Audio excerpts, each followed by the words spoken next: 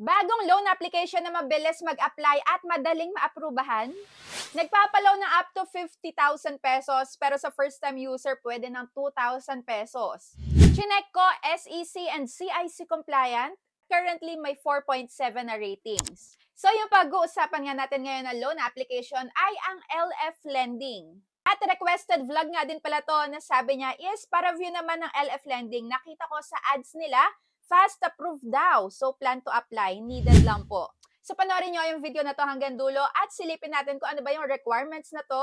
Mabilis nga bang mag-apply at madali yung approval?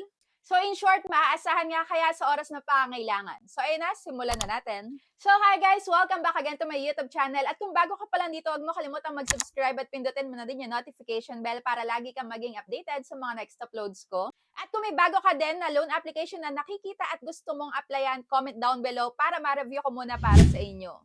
So going back na nga, yes, na-check ko na to and legit guys, SEC and CIC compliant. Pero ang tanong, meron bang harassment dito? Malapit na yung bayaran sa kapag na-overdue?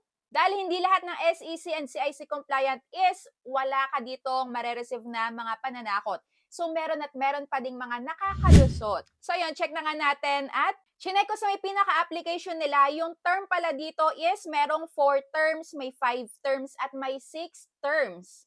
So, 120 days daw, tapos 4 na bayaran, 5 bayaran, 6 na bayaran. Mukhang maganda ha? At ang maximum na monthly effective interest rate daw nila ay 12%. So, eto, pasok to sa may SEC cap. So, dapat eto lang yung pinapatong na interest ng mga lending application. Pero, check pa din natin kung tama ba. So, yan na yung pinaka-homepage nila. So, nagpapautang ng up to 50,000 pesos. So, yan na yung unang sasagutan, purpose ng loan, education level, marital status, number of children, kung saan ka nakatira, kung ilan yung credit card mo, at email address. So, yan yung mga pamimilian ng purpose of loan. Bakit ka daw magla-loan sa kanila? And next, sa work information naman, naghahanap dito ng monthly income saka payroll period. So, sa job type, pwede daw dito yung kahit na walang trabaho. Pero nung tinry ko ngang i-click yung unemployed is, hinahanapan pa din ng kung magkano yung sahod saka yung payroll period. And after that, 3 contact references ang hinahanap. At kung ako sa inyo, bago kayo maglagay ng mga contact references, make sure na alam muna nila na gagamitin nyo yung phone number nila para aware nga sila na pagka malapit na yung bayaran, possible na kontakin din sila. And may pa-selfie din dito.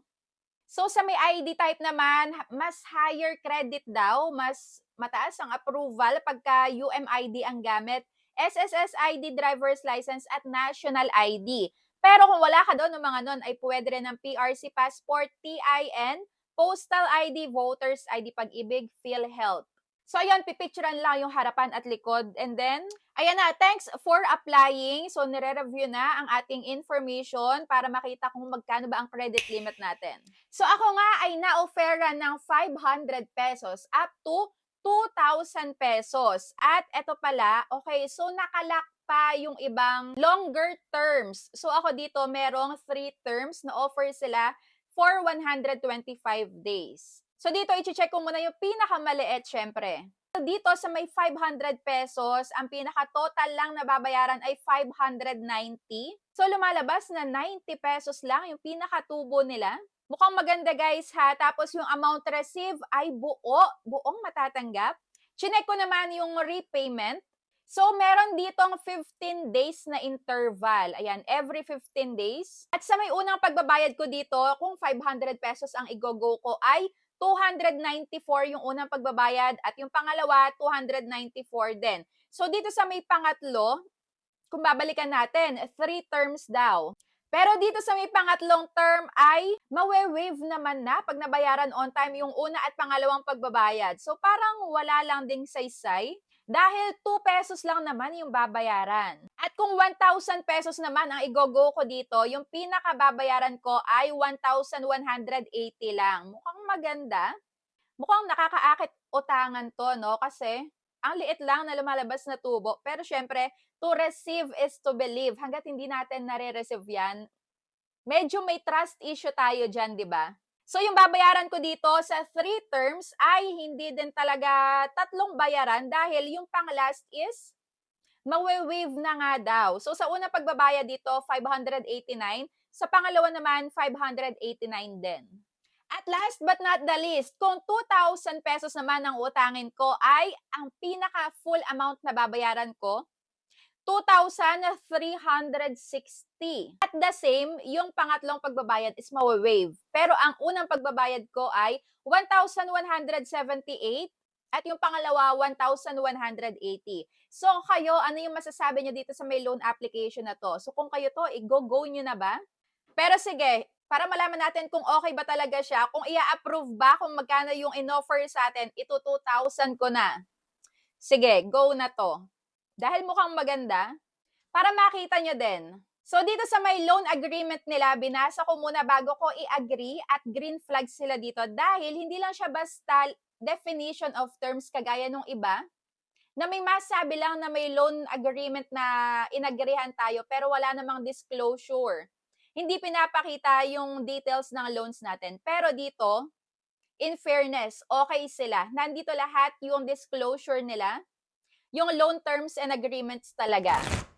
So makikita dito yung loan amount, 2,000 pesos at yung loan term 125 days at yung number of installment ay 3 bayaran. Kaya yung total amount na payable na babayaran ko kasama yung principal at yung mga charges ay 2,360.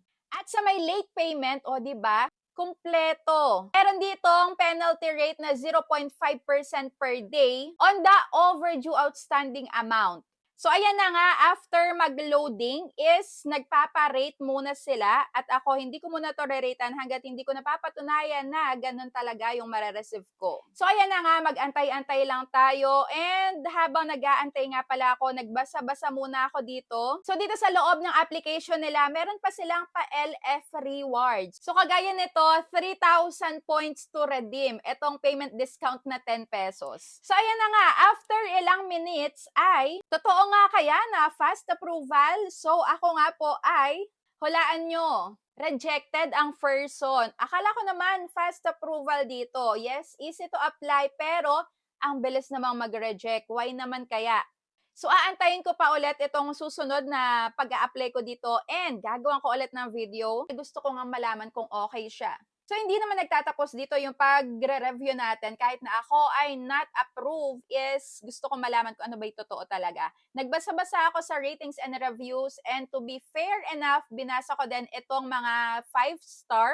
Easy and reliable, fast response, and easy application. No hassle. Pero dito naman tayo sa 1-star rating at ito yung mga gusto ko talagang binabasa.